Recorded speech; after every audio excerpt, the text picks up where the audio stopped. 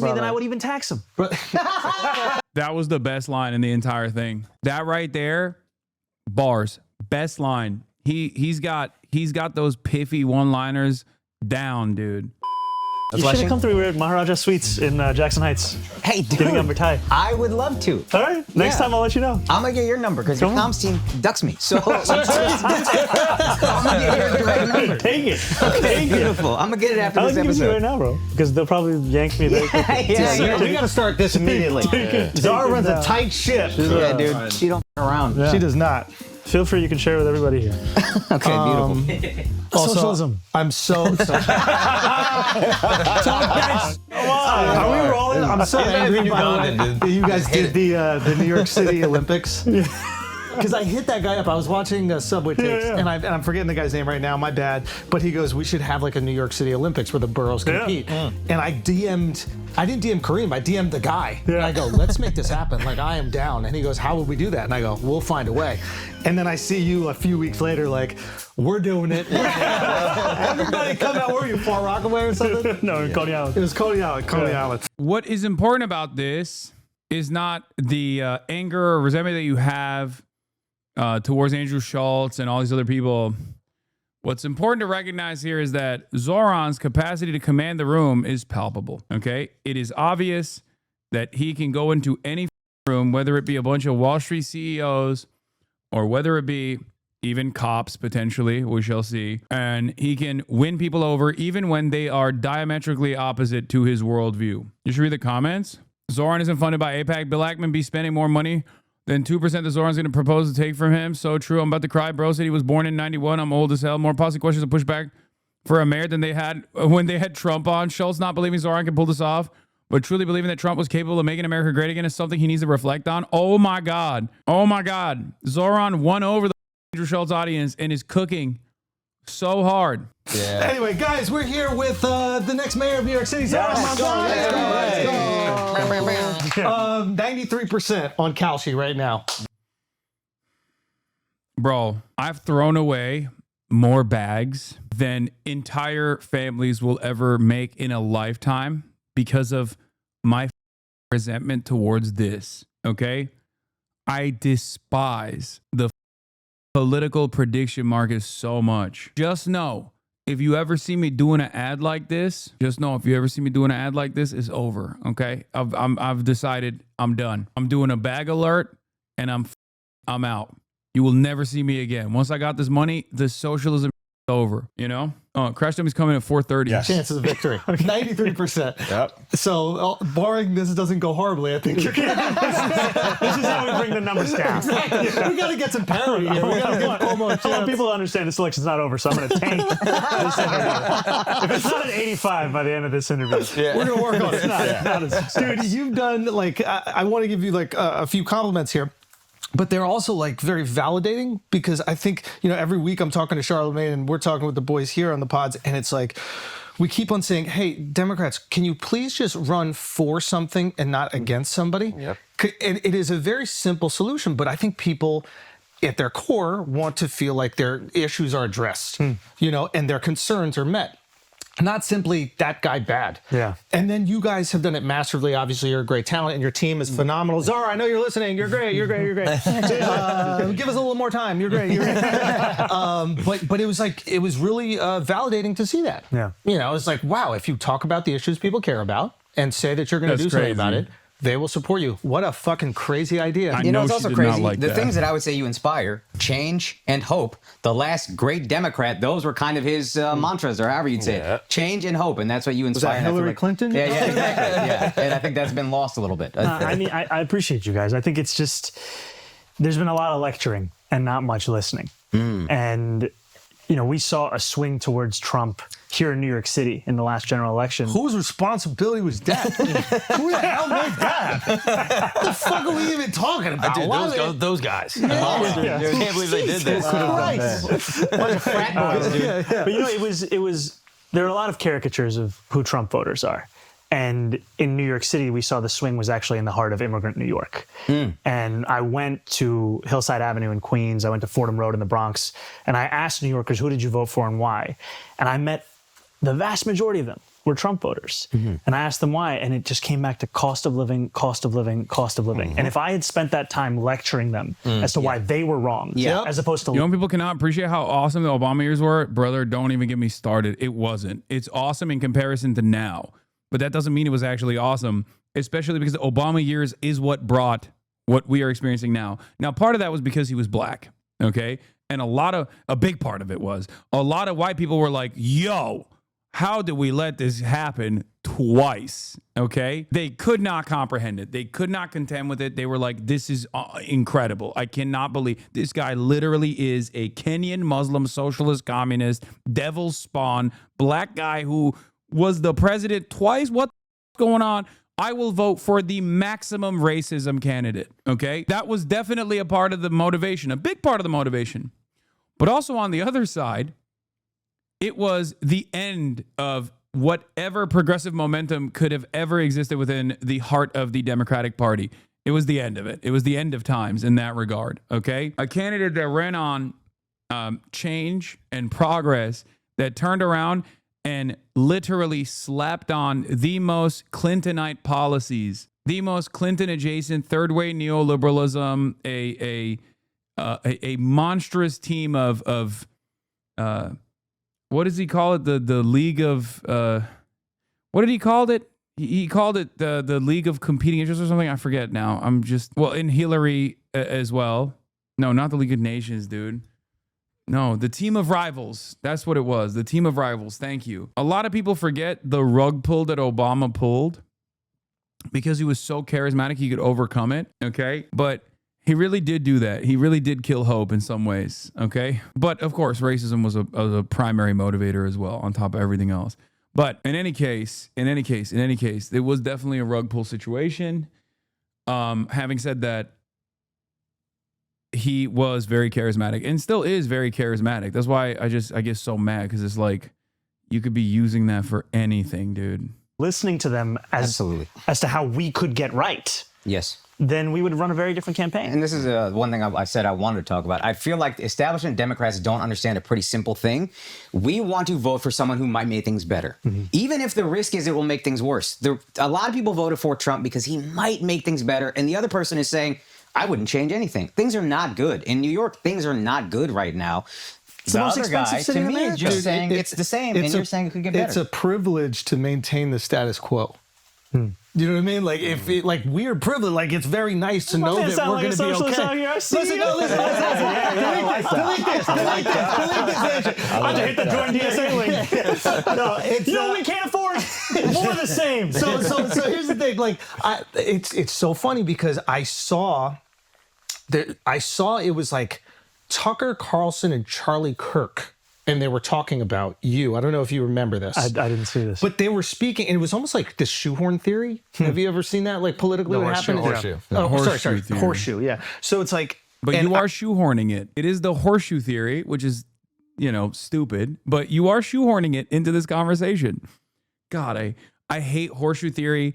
I hate stuff like that because it's so like... It's just like such a classic, I want to wing above my weight class ass thing that people use. It's like unimaginably reductive. It doesn't actually it represent anything real, okay? And it's like a clear-cut example of just like someone trying to sound smart. Doors open. It's the maximum centrist mindset. What's the horseshoe theory? Yeah, you go far enough left, you become a right winger. Like there's extremes on both sides. It's just like a very silly centrist position. Okay, that's it. And people try to like interpret it. People try to interpret it in that way where they'll be like, well, go far enough left, you hate Israel. Go far enough right, you hate Israel. It's like, okay, yeah, that's right. That's what the Nazis want. They want healthcare for everybody. And they want to uplift the working class no matter where they are, around the planet, famously.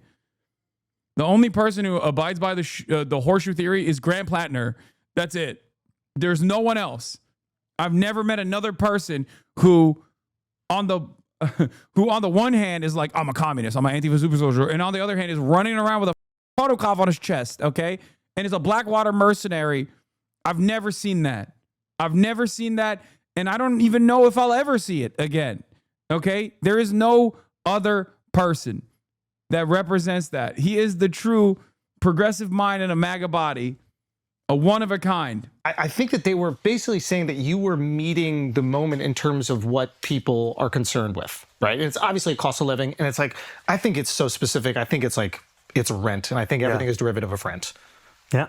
And It's the number one issue in the city. the number Housing. is, bro, I started looking up numbers because like I think a 2-bedroom 6 years ago was the average 2-bedroom compared to right now, I think has gone up 90%. I mean, it's untenable, right? Like, and I think this is the thing that 90%, almost doubled in 6 years. That's great. how are people supposed to keep up with this? And I think what's so kind of to what you guys were saying, if the politics on offer is right now is as good as it's ever going to get, that's not good enough for the vast majority of people. And I think it speaks to how out of touch a lot of them are. Yeah, and I think it's just, I spoke to a nurse who, after she finishes her shift, she drives for an hour and a half, leaving the state of New York to get to where she can afford a place. Wow. That's what you're putting working people through. People are living in Pennsylvania, Connecticut, Jersey City, commuting it. Dude, white people have to live in the outer boroughs. We need to fix this. What the hell's going on here? This is what happens when you call him a socialist. You got to overcorrect. See, if Zohran had the lack of charitability I have, if I went on this podcast right now, every motherfucker would be like, why are you normalizing these Trump supporters? Right? That's the difference between charity, between two very similar people in ideology. It's just like, I'm going after a story. I'm going after Inside Bay. Come on. The Greeks are not white. No, but continue, please. Yeah. It is absurd that in order to afford her life, and there are obviously certain like circumstances that have created this situation. What I want to talk about more is, because I looked at your plan to go fix it, and I would really like this to be able to happen. A lot of people are making this like impending war about you and Trump. I think it's going to be you and Albany, bro. Can you speak a little bit more on that? Like what you need Albany to essentially allow you to do? Yeah. There are restrictions in government. Like there are systems in place that don't allow you to do what you want, even if you think it's in the best interest of people, and even if that's what the people want. So how are you going to convince Hochul? How are you going to convince these She just got groomed. people to allow you to enact these policies? So New York City continues to be a creature of the state. New York City, if you have an ambition for the city that matches the scale of the crisis, you have to have an Albany agenda. Yep. So when de Blasio wanted to deliver universal pre-K, he knew he would have to go to Albany to get that money. He actually overcame the objections of then Governor Andrew Cuomo to get that money to make this a reality. Now it is one of the best examples of government actually meeting the needs of working people. And so when we talk about raising revenue, raising taxes on the top 1% by 2%, the top corporate tax to match that of New Jersey, that's something we will do in Albany. And that's partially why the endorsements of Governor Hochul. You almost said it. I'll never be taking that one. You almost said it. Governor He's Hochul. posting that on Instagram immediately. He's taking that. You see the trauma is coming back. having to deal with that look man at so this. much. Governor Hochul, Assembly Speaker Carl Haystree, Majority Leader of the state Senate Andrea Stewart-Cousins. These are endorsements not just of me, but of the agenda. Because in Albany, it's often spoken about as 3 men in a room. Now it's 2 women and a man who are in that room. And to have the endorsements of all of them, huge. It's huge, and it paves the way. I also think for, it's for this to, agenda. Like, your political momentum, right? Thank you. No. And I mean that. I don't even mean it as a compliment. I mean, damn, like, I take that back. it's like a guy once told me, America doesn't have allies; it has interests. And I think that politicians are often that way. I can't speak about you, but like Hochul needs re-election, and it's next year, right? I imagine she is thinking, okay, if I raise taxes like you... Dude, when I see Andrew Schulz demonstrate his capabilities as an actual active adult / political commentator, when I see him do this, it makes me more mad when I compare that to what he was doing with Donald Trump. Okay? Because this is not a stupid man. I'm sorry.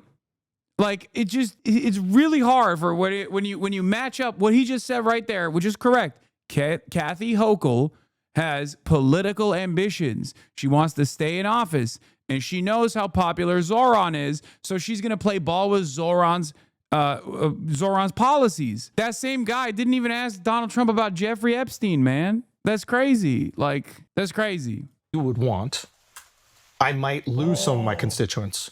But she's also probably thinking, if this guy is such a tsunami and if I rebuke him, I could also lose people. So is your strategy to have so much support in a Trump-esque version? Like, he's the only other example. The left won't make this a Bernie on Joe Rogan again. The libs will try to gaslight us, though. All the grifters like Schulz get to do whatever the hell they want until the slop runs dry. I mean, yeah, Conceded has like found a way to completely transform his party.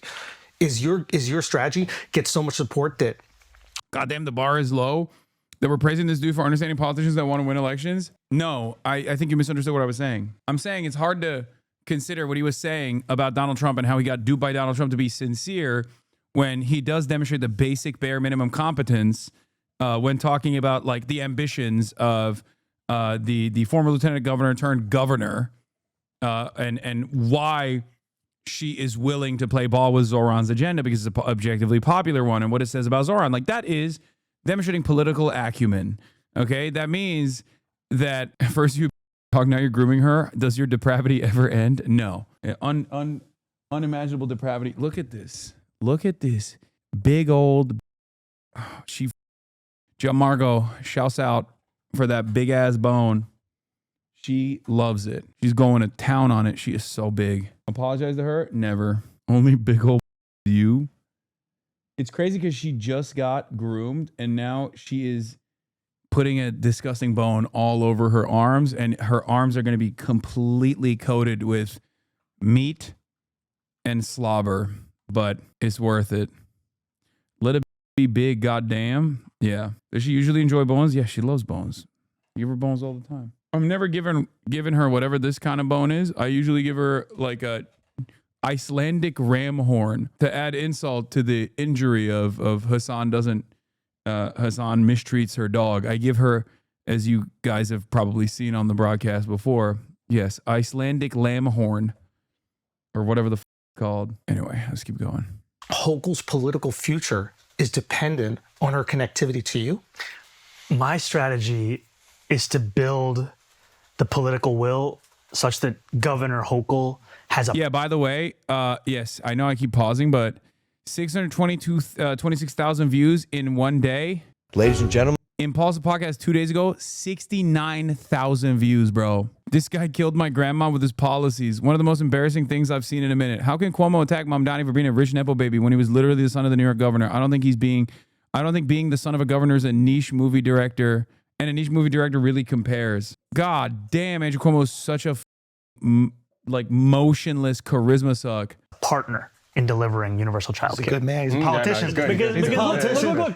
Governor Hochul has spoken. Bend the knee. Governor Hochul has said she wants to deliver universal child care. What she's had in the mayor we have right now is someone more focused on getting out of jail, right, than actually funding these kinds of programs. Or partying. We're going to bring 11 to New York. That is a fire idea. You shouldn't even know what that is. I didn't know what it was until you posted the clip, and I was like, I guess and now you're like, let him run against. That's all he needs to need. You can still bring it though. That's still on the table, bro. Don't ban that guy. He said terrorists. He's saying like they have sex. Like people that are declared terrorists by the State Department unjustly have sex all the time. That's what he was saying. Look at what he said next. What did he say next? He also called you the N-word. Oh, okay. Maybe he's not redeemable. Nuclear? Okay. You were saying. So I think it's what are you using your political capital for? Because the same people who will say, oh, we can't afford free buses. We can't afford $700 million a year in making the slowest buses in America fast and free. I don't agree with that. I think you can. Like that. No. Like, but here's the thing. Like, can I put that on the website? You can put whatever you want. Like, I also think this idea that like New Yorkers are going to flee because of a 2% increase. It's like, I've been everywhere else. You're not going anywhere. Bill Ackman's not going nowhere. He's going to be in the Hamptons all fucking summer. There's only one place to write those tweets. That's it. New York City. Exactly. Every character you want. Your AC goes out in July in Miami. You sweating writing tweets? There's no way. He's spending more money against me than I would even tax him. That was the best line in the entire thing. That right there, bars. Best line. He's got those piffy one-liners down, dude. Every day it's like $1 million. It's like $1 million. I'm like, Habibi, I don't even want that. You're going above and beyond. Okay, but so I don't think anybody's moving, and I honestly feel that way. And like I'm in the tax bracket. We're going to tax more. Like, dude, if you're going to deliver all this shit for 2%, give it. I'm 100% supportive. It makes life easier for New Yorkers. This is my one identity in my entire life is a New Yorker. It's the thing I care the most about. But what I will say is that I think that there are going to be people in government that are going to try to restrict you from. Why is he on with that racist? Because he's not a dumb internet leftist and someone who's serious about winning the New York mayoral race. Asked and answered. Let's move on. And I know that you're aware of that. So I'm like, how? And there are people that might disagree on economic policy. We can have like a philosophical discussion about like what economic policy works. I don't even know if I think that's like a waste of time. What do you do when special interest groups are going to be lobbying like crazy? They're going to say, I want to build 200,000 units. And then the second you try, they're going to be like, well, not in my neighborhood, I don't. Yeah. I mean, you have How to. do you do that? You have to be ready to take on these fights. You cannot be naive taking to on the it right fact. now. And Special interest groups are. But I mean, it's I appreciate the point because there is a reason why we haven't had progress. Right? If you look, for example, at the Department of Education, this is the agency we spend the most amount of money on in any agency in New York City. Yeah. Of the $40 billion we spend about $10 billion on contracts and consultants. Yeah. Those are a lot of people who are looking forward to the If this makes you reconsider Mamdani, you're an idiot.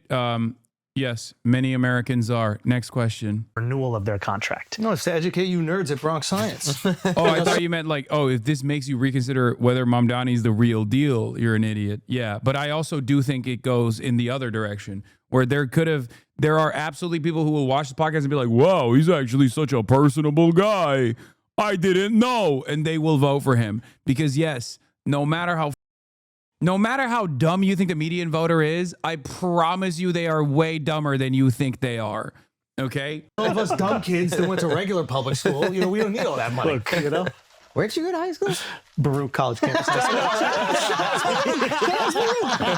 what was your mascot? The Blue Devils. All right. Yeah. Which It's we actually just chose. a white devil. Isn't that funny? Who knew? Habibi, let's talk about it after. Segue. Get us back to Hochul. Pivot. Get us back to Hochul. But here's my point. There are people making money off the status quo. And so there will be a lot of interest in retaining that status quo. Yeah. Right now, the city of New York will pay McKinsey a few $1 million to design a trash can. McKinsey's not going to be happy when I say we don't need you to design that anymore. Right, we can right. actually design that ourselves. The Second Avenue subway, which is the most recent extension of New York City subway Shut lines. that shit. Okay, that's not where I'm going. Shut that I don't know where Ain't you're taking nobody this. need a subway on Second Avenue. It's actually a beautiful Why are you so thing. against? Why are you and Curtis Lee was so against the Second Avenue subway? Because we're from Manhattan. You don't want to get to 125th Street? on Never Second go to Upper East Side. I grew up. I went to middle school there. I went to elementary school You don't there. go there now. I know, but so I don't need it. No, the last place you need a subway is on the Upper East Side. They're going to be okay. They're not leaving. Bring a subway down to Tribeca or something like that. Subway. It's wherever you are. Is it working? Is it not working? I'm confused. Can you see me? Can you see me? Am I not back? Oh, you can see me. Okay, got it. Did it do a full cut? Oh, Welcome back, King. What happened to the IRL backpack? You did a full cut? No, I had to transition into the IRL backpack. That's so lame. I hate that. Anyway, all right, let's continue. I think we got to go from 96th Street to 125th. Did you just hear what he says? He goes, No, it is long. That's way long. That's a good point. That's right. That's 8 blocks mathematically. What I'm saying is, why are you trying to build more white people subways, man? Look at this. So you were fine with the Second Avenue subway, only white 72nd, people over there. 86, 96, but you don't want to go to 125th? I never wanted it at any of those stops. Here's my point. I've always been against the Second Avenue subway. They want to live over there and make them walk. I dated a girl over there. That shit was horrible. I had to walk and they gotta walk. I was walking to York Avenue in shorts. I feel like I'm talking to Eric Adams. December. Bring an 11. Put an 11 on the Second Avenue subway. Use the polls for something. Here's his point. Here's my point, though, is that people in Harlem were promised a subway to 125th Street on the Second Avenue. decades ago. Yeah. And Crazy. it's taken us so long Crazy. to even get to this. Why didn't we start with them? We had to connect it. What is it? Well, you could connect it the other way too. We could have started it up there. But where are they going to take it from 125th to 116? That's as long as a 2-avenue 116. Yeah, I'm actually here to announce that the head of design at the MTA is about to be stand right here. Thank you. I would have done that too. Now you're making some good decisions. Yeah. All right. I'm taking back my 2% if I'm gonna work for it. No. I hear what you're saying. You got to connect it to 51st Street. But I think the larger point here is though that like when they did the first phase of construction for the Second Avenue subway, Yeah. the MTA spent more money on consultants than construction. Yeah. So this is part of the issue is that you're right that we're going to have to transform the inner workings of government. Yeah. And that means ending a patronage politics. There Yeah. are a lot of people who have jobs more to do with who they know than what they do. Yeah. No, And that's not specific to Eric Adams. And It sounds like you want to create a Department of Government Efficiency. Kind of sounds like. Kind of sounds like. You're Because when dozing. I said I was in favor of it, this liberal cuck, when it was a Republican idea, hated it. And now I'm in favor. Now look at him nodding. Donnie, like we are not going to judge people who like to watch others have sex with their wives. That is their. That's it. I'm bringing it back to efficiency. Okay, sorry. I'm bringing it back to waste. Some people say that's efficient and waste. You can wait for Andrew Cuomo to have these other conversations. Right? Sorry. You know he's going to love it. Okay, go. But here's my point: is that it is sad See, that if Randy, we let someone. no, there's 25 to 30K people in here. It's just once the stream cuts out completely and then reboots, it tweaks your numbers for the rest of the day. It says 0 people in here. Like, look, here's the chatter count. 25,260 people in the chat right now, which means there's probably around 30K people watching.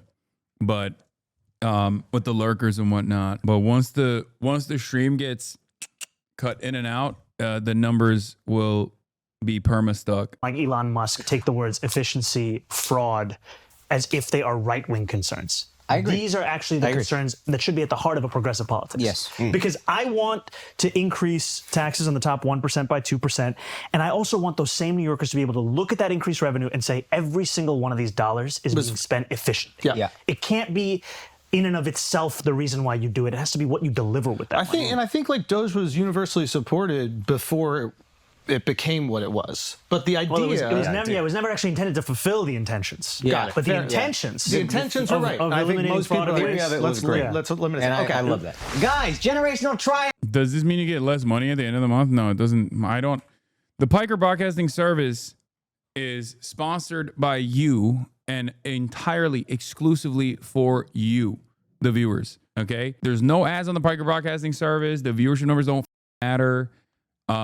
If you want to, at will, no obligations whatsoever. If you want to subscribe to support the show, to support the stream, you can. You can do that for free with the Twitch Prime. You can do that by gifting a sub if you want. I believe it was like 35% off earlier. I don't know if it still is. I don't know how that starts and happens every now and then. But having said that, there's no obligation to subscribe. You don't have to if you don't want to. I guess it's not 35% off for gifted subs. Sorry. It was a treasure train. It's random. Oh, got it. But yeah, the only revenue stream I have is this. The only revenue stream I have is my own paid subscribers who voluntarily subscribe, for the record. You don't get any like extra benefits. I guess the maximum benefit you get now, which is platform wide, is if you subscribe or you have a subscription, you can rewind the VOD. It's smart to have more than one stream on revenue. I mean, it's fine. I have subscriptions on here. I have YouTube, but that's like, not that much. Oh, you get emotes as well. You get emotes. Hasan makes trafficking Fent. Yes. That's how I make my money. I traffic Fent. Don't lie to us. It's true. Also, oh yeah, that's true. If you're a subscriber, you can also send me. Links. Not a guarantee that I will click on them, but you can do it. You can send me those links if you want.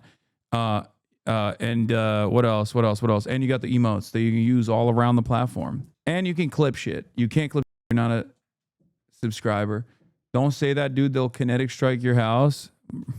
I welcome it. I welcome that. You click on them 95% of the time. It's true. Heavy on the not guaranteed speed of the stream can be insane. I I do click on a lot of them. I click on far too many of them. All right, everybody, stop sending me links right now. My hand. See you there. So if rent is the most important issue, which I think we all agree, it's like absurd. The rent freeze was like incredibly effective communication, right? This idea, because everybody else is talking about, we're going to build all these units.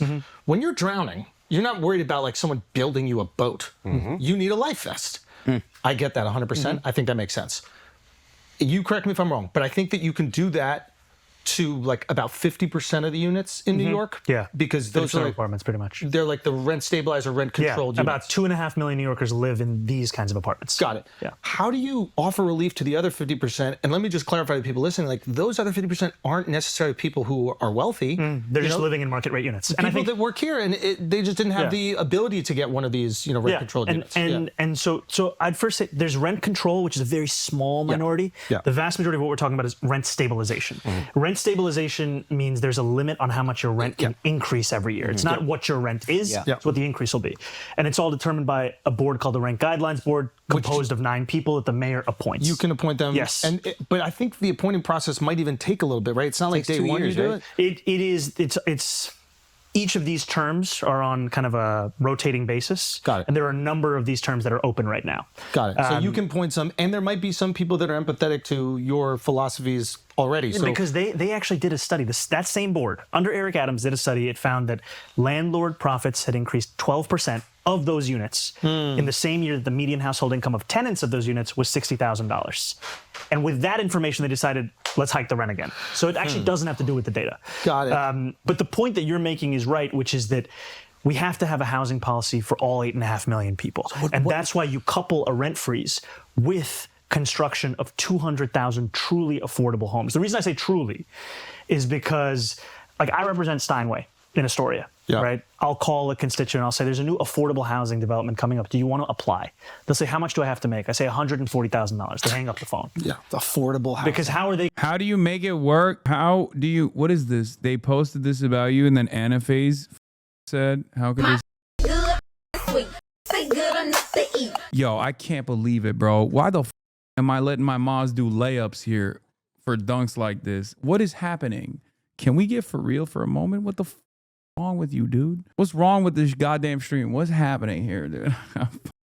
I don't need haters. I got them all in here every day. Okay, my biggest haters. Okay, that is a little. I do feel a little called out. Like I feel like this is disrespectful. Like down to the wide shoulders, the length, the height, and the appropriate size head that looks kind of small because the shoulders are wide, obviously. Otherwise, it's like a normal size head. Everyone is saying it in the chat. Everyone is saying in the chat how normal the size of the head is. It just looks like that because of the shoulder width. That's what it is. Fashion sense is better. Okay, dude. You're going to afford that, right? Yeah. And so my point is, thinking about affordability more with the median household income in New York City, which is $70,000 for a family of 4. I love it. So you have to increase that, and you have to make it easier for the private sector to also build. I agree with you 100%. Like, I think Ezra Klein put out a great book that I think that he's been like unfairly maligned by a lot of people on the left, but like where he's just going, hey, I appreciate democratic policies. I want to implement them. I think they're better for people, but there are certain things that we need to remove so that we can be competitive in an open market. And I think that there's a truth to that where, look, I'm somebody who believes in the public sector. I believe in regulation. Yeah. I also believe that if I can't give you the reason for the regulation, then it has no reason to exist. Yeah. I cannot justify a restaurant giving the city every year $25 for the right to sell a frozen dessert. That doesn't make sense. Right? That is something that should be eliminated. I cannot justify someone who wants to open a barbershop filling out 24 forms, going to 7 agencies, and then attending 12 in-person events. That does not make sense to me. Right. So I think that there is a truth to some of the regulations we've created have made it far more difficult to build housing.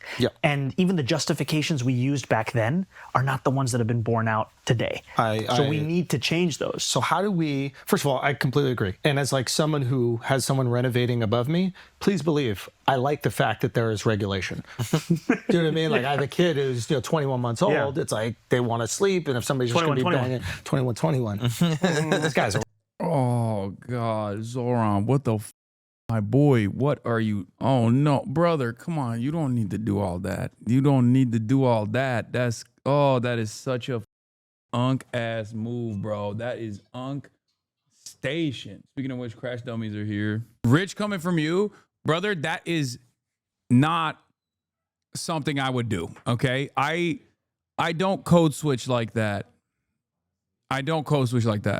Sometimes I do. Sometimes I do code switch, but like that's a whack ass code switch. What's good? He's such a millennial, dude. That's crazy.